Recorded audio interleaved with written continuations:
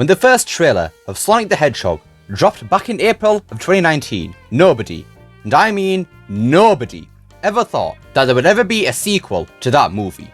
Thankfully, the talented people working on the movie decided to listen to the uproar of fans appalled by the design and got it redesigned, and good heavens, that was the best decision they ever made. Sonic's first proper outing on the big screen happened on February 14th, 2020, and it was a massive success. There were positive reviews flying in left, right and centre, and the movie made a whopping $360 million, even without being released in China. Because of the success of that movie, because of that brilliant decision to redesign Sonic, here we are now with the sequel, Sonic the Hedgehog 2. All the same people who worked on the first movie have returned, with many newcomers too. So then, how does Sonic the Hedgehog 2 hold up? Is it as great as everyone says it is, or was it all just overhype? Well, find out as I review Sonic the Hedgehog 2, giving my thoughts and opinions on the movie as a whole. So, without any further ado, ladies and gentlemen, boys and girls, let's review Sonic the Hedgehog 2.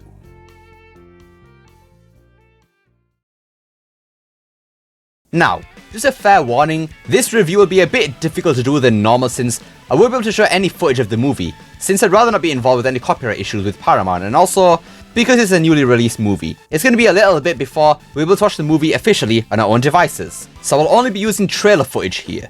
To begin with, let's start with the plot of Sonic the Hedgehog 2. As we all know, the plot of the first movie was nothing groundbreaking.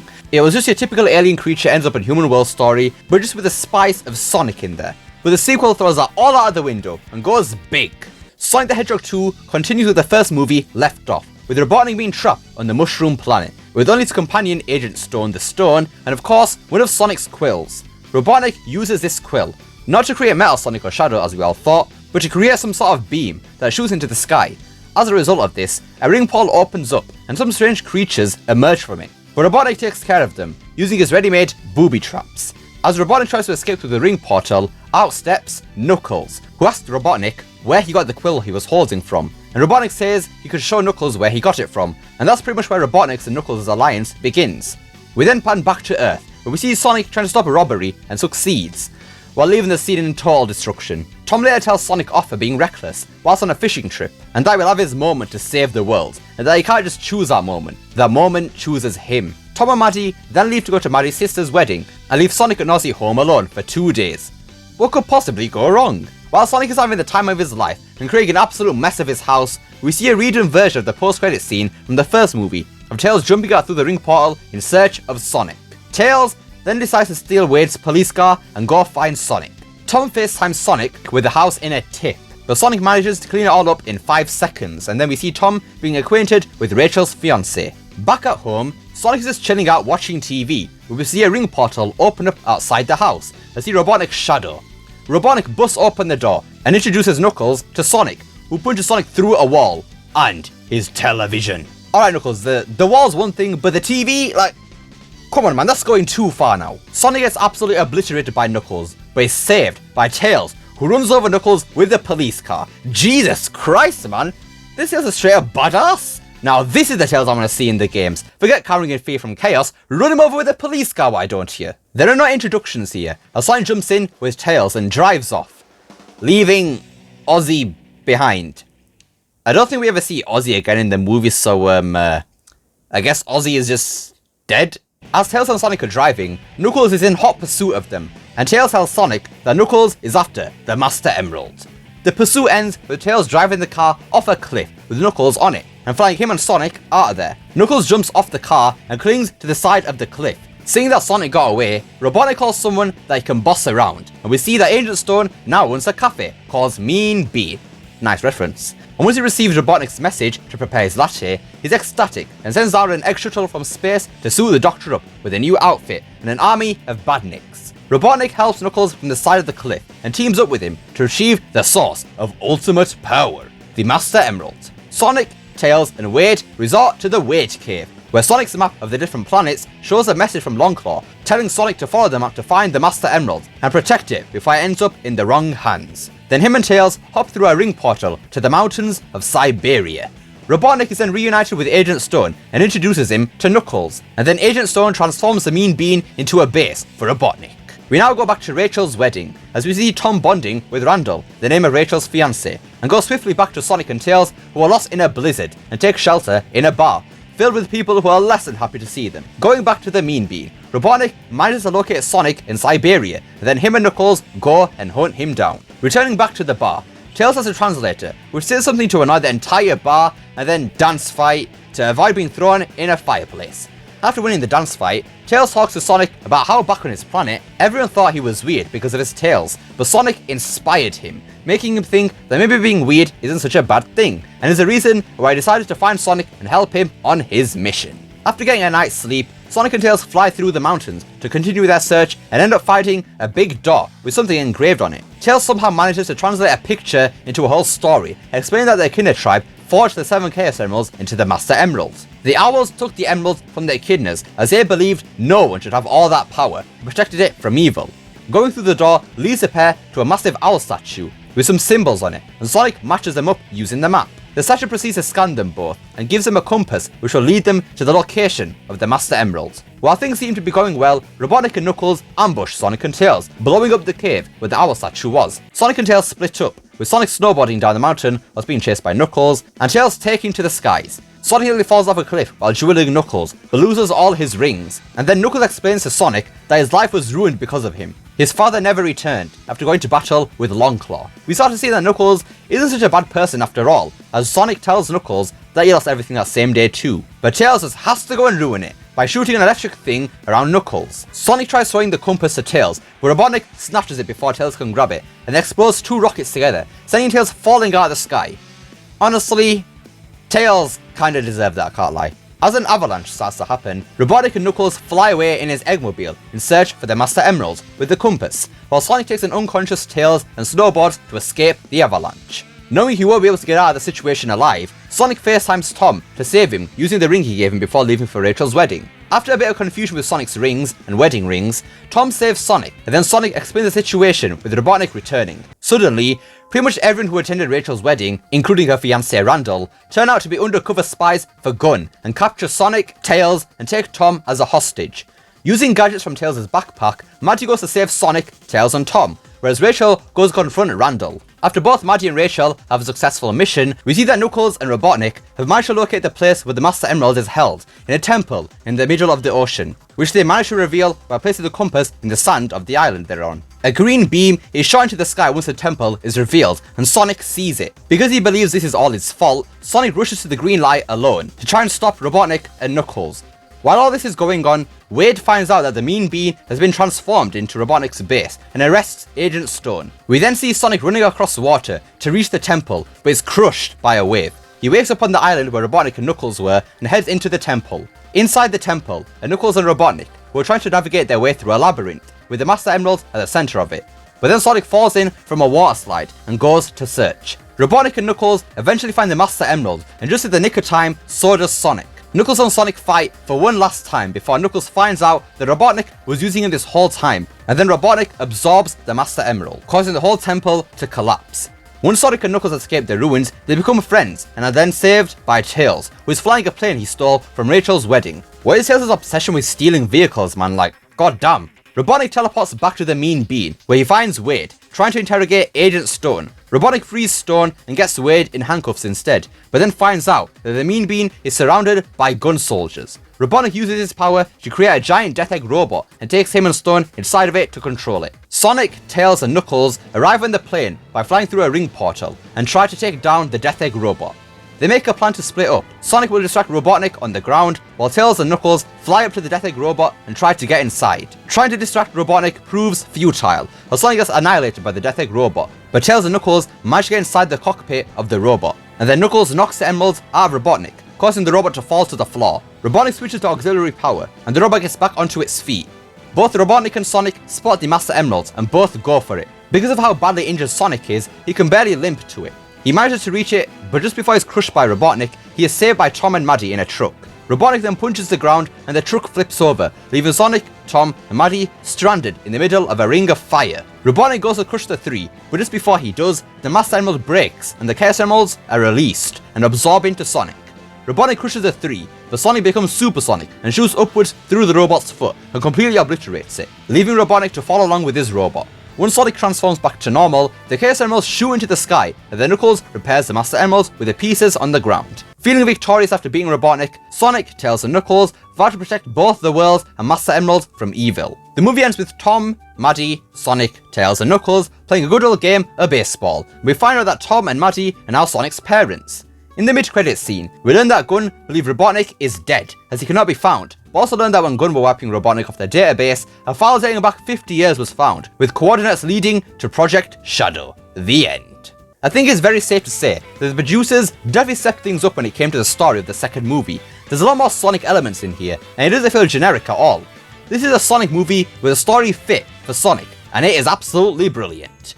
There are a lot of charming and wholesome moments throughout the movie too, especially with Sonic, Tails and Knuckles. For example, when Knuckles decides to team up with Sonic after escaping the labyrinth, it's really nice seeing Sonic reuse Tom's words to help Knuckles out. The writing in this movie is actually really good too. There are an abundance of both humorous and serious moments throughout. Characterization of these characters is probably the best we've seen of them in a long time, and in some cases, the best we have ever seen of them. Sonic is definitely still a kid, which I like. Part of what made Sonic's character so great in the first movie was that he still did have that childish nature in him, allowing him to grow as a character and learn different lessons. Sonic also has a lot more serious moments compared to the first movie too. One great example of this being when Robotnik returns to Earth. You could just tell that Sonic is pissed, and I swear, I get all kinds of Dark Age Sonic vibes from it, and that is most definitely a good thing. We do get to see Sonic showing some emotion too, like when Longclaw appears from the map, and when he's talking to Knuckles at the cliff in Siberia. Honestly, I think I might go as far to say that movie Sonic is written better here than Sonic in the 2010s. I just really enjoy seeing Sonic showing some genuine emotions, something which has been absent in recent Sonic games. Now then, moving on to Tails. As we've already shown earlier, Tails actually partakes in a lot of the action in this movie. Don't get me wrong, Tails does show some fear in this movie, but he doesn't just sit around doing nothing. Tails is supposed to be scared at some points. I mean, come on, he's 8 years old for crying out loud. He isn't just going to be numb to any kind of fright. What makes Tails such a great character, however, is even though he is still scared, he doesn't let that stop him from trying to be a hero, and part of that stems from being with Sonic. Similar to how he is in the games, Tails is inspired by Sonic to overcome his fears and save the day, which is a joy to see. This is so nice being able to see all these characters being done justice after being ruined by the writing in the meta era. Unfortunately, I do have a small issue with Tails in this movie, and that's to do with his friendship with Sonic. Tails knows who Sonic is from the get-go, and has been watching him for a while. Kinda creepy, I can't lie. Which is why Tails admires him so much, and was inspired by him, but I kinda feel that's the only thing that strings Sonic and Tails' friendship together. I really feel as if we don't get to see Sonic and Tails bonding enough to make their friendship not feel forced. Tails kinda just shows up out of nowhere and says, "Hey Sonic, I'm a huge fan, and I can help you out on your mission. Guess that makes us friends now." And yes, I know that Tails was always a fan of Sonic and looks up to him a lot in the games, but I don't know. I just really think they could have developed Sonic and Tails' relationship a bit more before declaring that they're best friends now. And I think part of the issue here lies with how much screen time Tails gets. From the trailers and everything that was shown before the movie's release, I think we all saw this coming, but I think Tails gets a bit sidelined in this movie in order to make way for Sonic's rivalry with Knuckles. Tails is still there, but there's a bigger focus on Sonic and Knuckles. Overall though, I like Tails in this movie. It would have been nice to see a bit more from him in my opinion, and really cement his friendship with Sonic a bit more, but what we have here is really good. Now then, for the final newcomer, we have Knuckles the Echidna, and I think this is where the movie outdoes the games in terms of characters. Knuckles is absolutely fantastic in this movie. They really nailed how Knuckles is supposed to be, serious but gullible. Knuckles definitely has the funniest moments in the movie too, which is helped by how serious he is. He's always ready to fight, even when someone is trying to help him, and it's just great to see. Movie Knuckles is the best iteration of Knuckles we've gotten yet, in my personal opinion. I have no issues with him at all in this movie. Robotnik is as great as he was in the first movie, but even better. You could definitely see the inside to get into him now. Looking at the humans in this game, I think they're just fine. Nothing too amazing, just fine. They definitely got toned down a lot compared to the first movie, which isn't necessarily a bad thing. I actually like that decision, but because of that, the humans can feel kind of pointless. It starts and ends well with the human characters in the movie, but it's just the middle of the movie which falls a bit flat. It really feels like the writers wanted to tone down the humans a bit, but not get rid of them completely, and it feels like they really didn't know what to do with them half the time. The biggest problem I feel are the wedding scenes.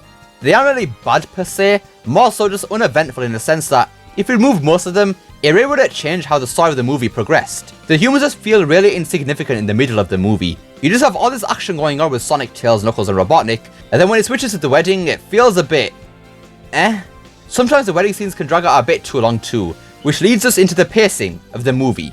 The pacing of the movie is a bit weird in the first half of the movie.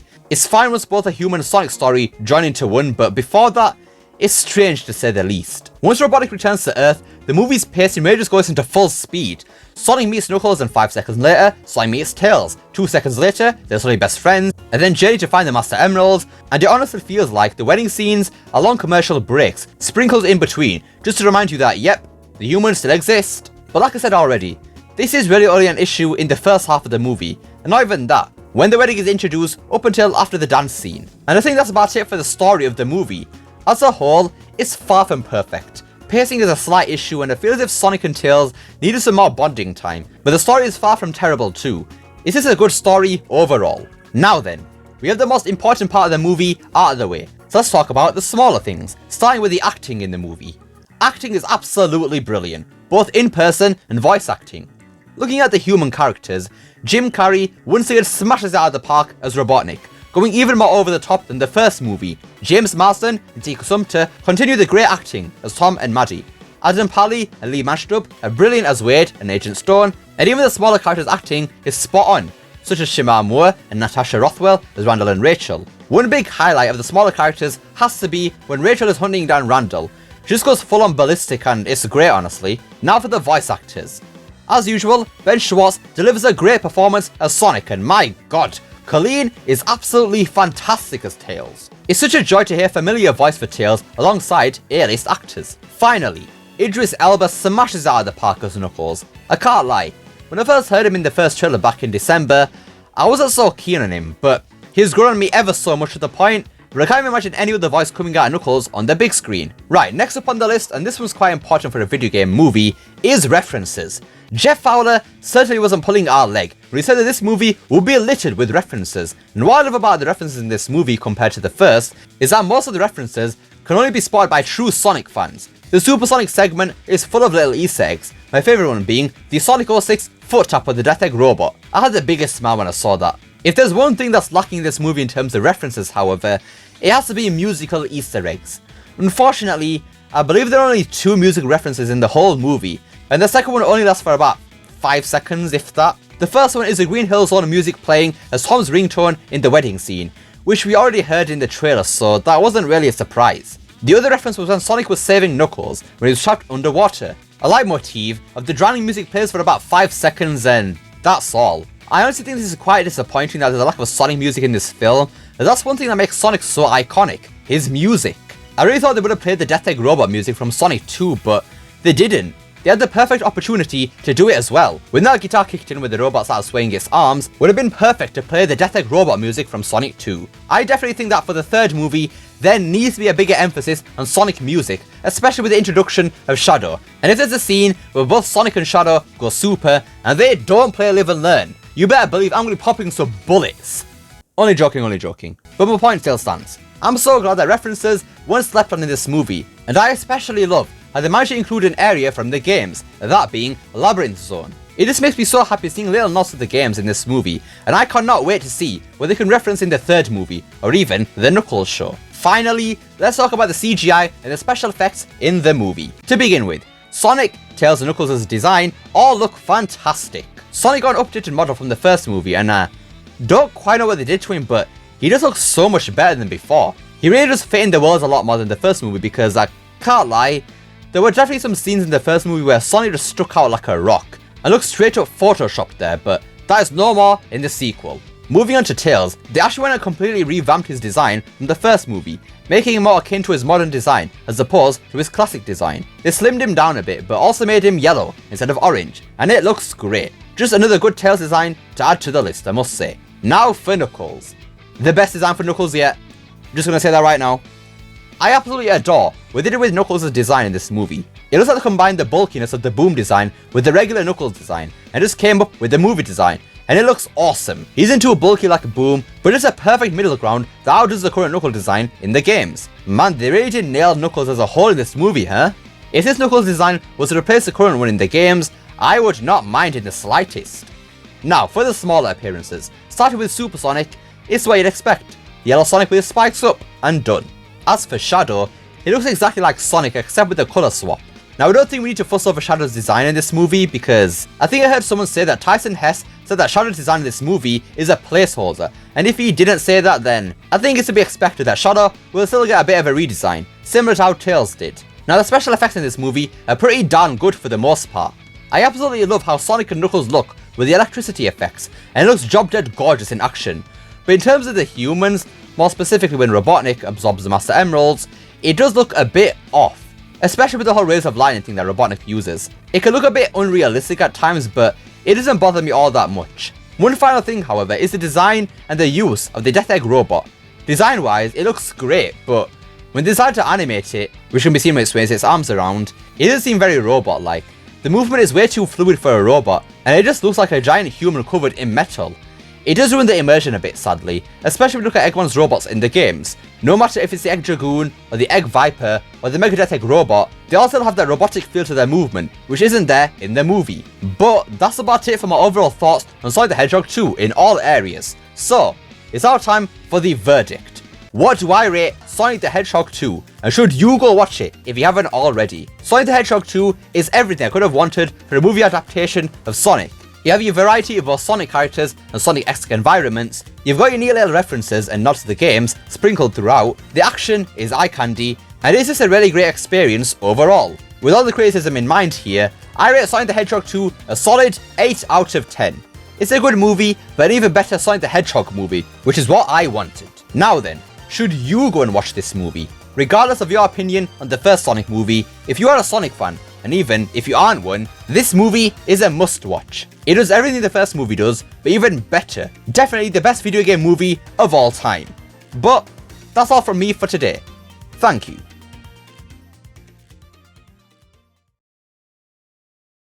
And that about does it for my review on Sonic the Hedgehog 2. If you couldn't already tell somehow, this movie is brilliant, even outdoing the source material in some areas. But what do you guys think of this movie? Did you enjoy it? And if you haven't seen it, do you plan to after watching this review? Let me know down below. Love to see what you guys have to say. I hope you enjoyed this video. Don't forget to like, share, subscribe, especially that last one. Don't forget to become unleashed by hitting the join button down below. Remember, it's not necessary. And I will see you all next time. Peace!